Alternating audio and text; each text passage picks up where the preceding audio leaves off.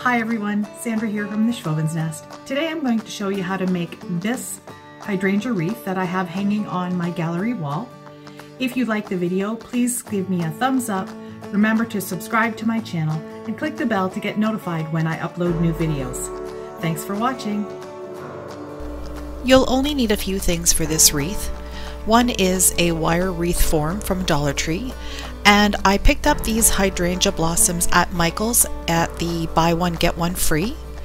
The next thing you're going to want to do is cut down the wire frame. This one from the Dollar Tree usually has 4 rings, but I've cut it down to 2 rings, and these are the smaller rings on the inside. And now I'm just getting rid of the extra wire on the edges. The next step is to remove all of the blossoms from the stems. I won't be using the stems or the leaves for this project, so I am going to save them for another project down the road. I like to remove all of the stems because that just gives me a little bit more flexibility in how I want to place the flowers. Since I've cut the wire frame, there are some sharper edges, so I'm going to use hot glue and just place a little ball of glue on each of the edges, so when I hang it up on my wall, it's not going to scratch the paint. Another tip I'm going to give you is something that I didn't do. I should have painted this wire wreath form white, because now that I've hung it on my wall, when you're looking straight on at it, it's fine, but when you look at it sideways, you can see the green frame. So I would recommend, if you're using solid white flowers like I am here, to paint the frame white. With this wreath, I'll be working from the bottom up. So I've got the frame right side down, and this is going to give me the ability to pull one stem from either side of the blossom on the outside or the back side of the wire frame, which will help to hook it into the area I need it to be. And then I'm just going to use hot glue to glue the stem onto the wire wreath.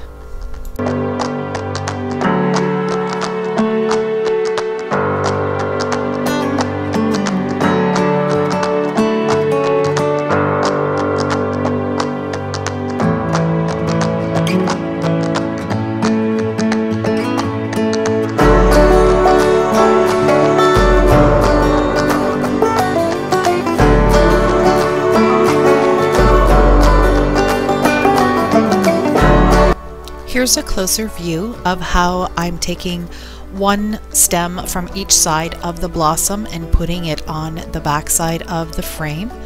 And then when I take the hot glue, I'm starting on one side of the wire frame, gluing over the stem, and then stopping on the other side of the wire frame. I have found that when you're using stems like these that are plastic, it's better to put some of the glue on the frame as well, instead of just gluing the actual plastic down onto the frame. Every couple of blossoms that I glue on, I'm turning it over to take a look and make sure that I like the way it's turning out.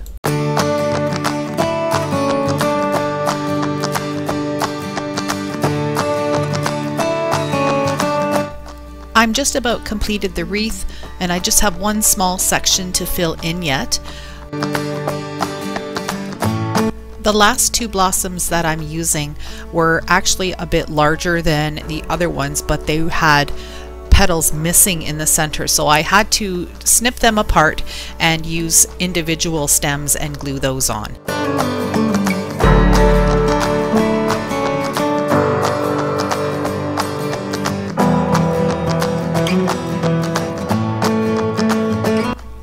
One final thing to do is trim off the little stems that are sticking out where the blossoms were attached to the stems of the flower bunch, and I'll just use my snips to do that.